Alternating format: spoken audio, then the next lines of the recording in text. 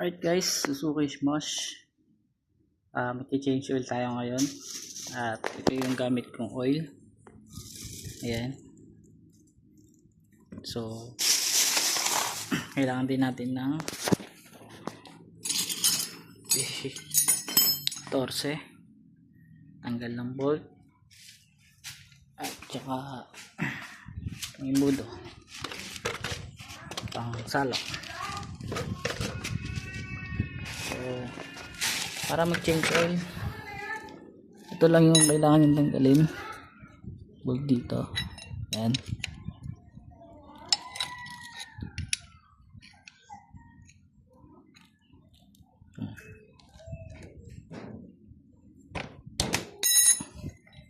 Nalin muna natin. Kapag naluwagan nyo na yan, pwede nyo nang kamayin yan. Maluwag na yan eh. Yan. Pwede nyo kamayin. So, ready nyo na yung panalok nyo. Yan.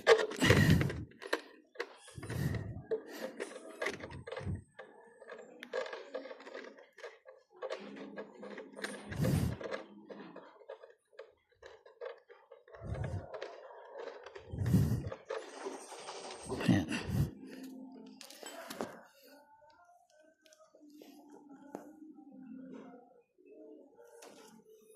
Tayin lang natin siyang maubos hanggang sa wala lang natulo.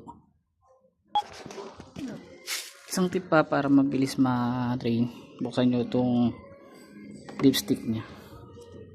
Gamit lang yung basahan para hindi masira. Yan, luwagan nyo lang.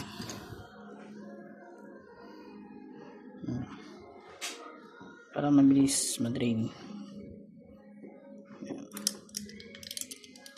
Ilagay dyan.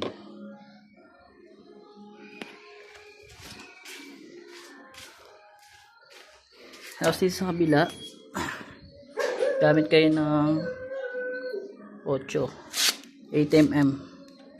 Ayan. Tanggalin nyo itong, sama nyo na rin pag change oil kayo yung oil filter. So, tanggalin natin yan.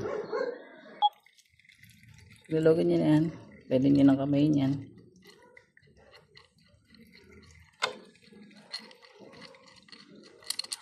Makakatulong niyan para mabilis ma-drain.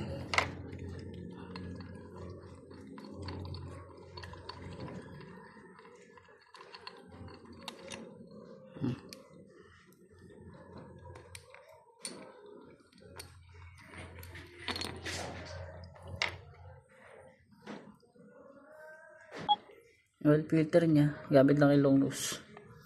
Kukuha nyo na yan.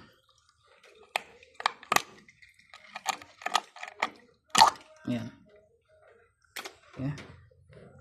Ayun na. Tapos yan, punasan nyo ng tissue. Punasan nyo ng tissue.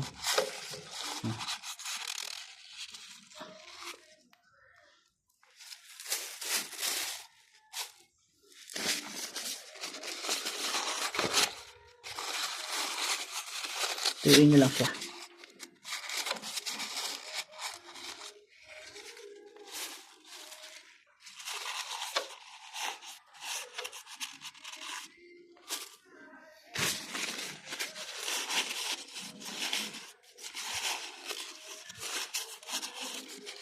Yung mga gilid-gilid niya, punasan nyo rin para walang dumi. Pag siguradong malinis na kayo, pwede nyo na ibalik yan. Pwede nyo na bagong filter nya. Ito yung oil filter nya.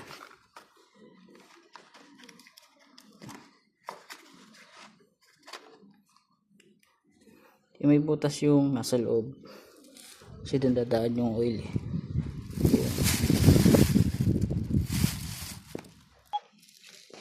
Papasok natin dito.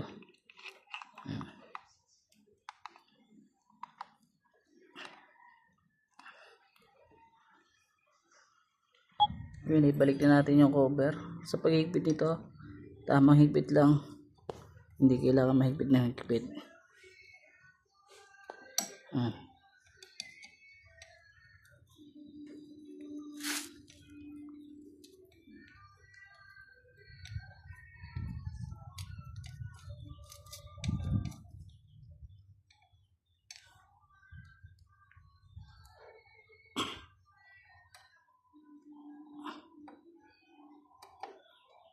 Ayan, mahigpit lang. Okay na yan. Wala naman kayong torch. Punasan lang natin yan.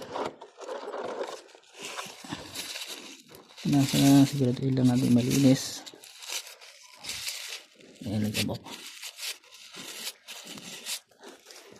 Right. Pwede na nating balik itong bolt nya. Kamayin lang muna natin. Tapos pag hihigpit dito, mahigpit lang din. Ayan. Sabit ng 14.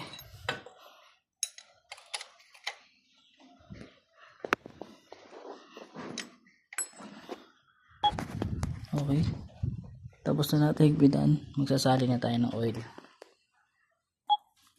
Alright, yung oil natin 1 liter to.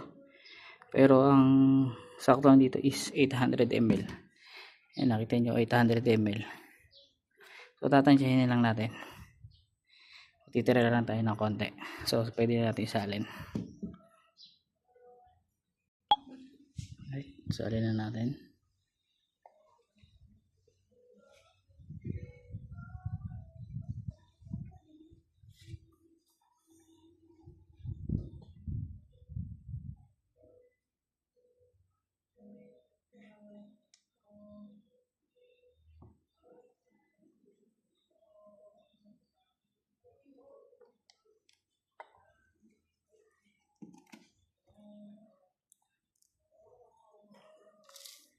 Kaya natin yung butas. Tagal eh.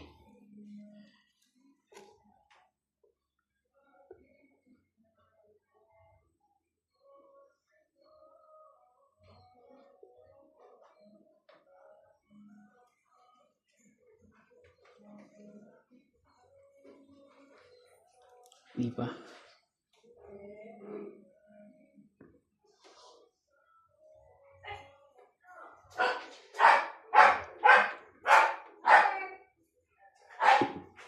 Alright.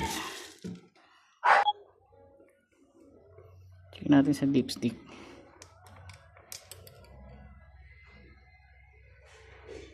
Yun.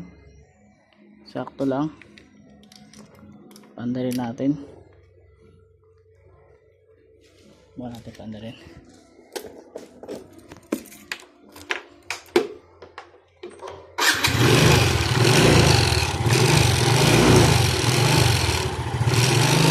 Pero natin pandal.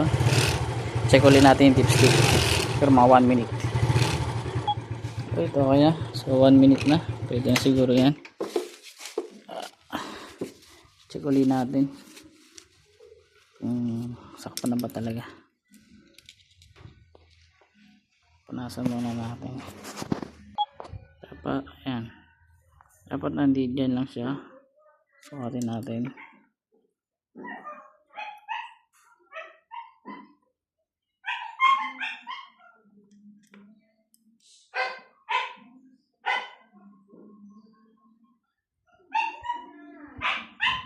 So, ayan. Okay na. Yun, ganun lang kadali mag-change oil. Salamat. Sana may natutunan kayo. Bye-bye.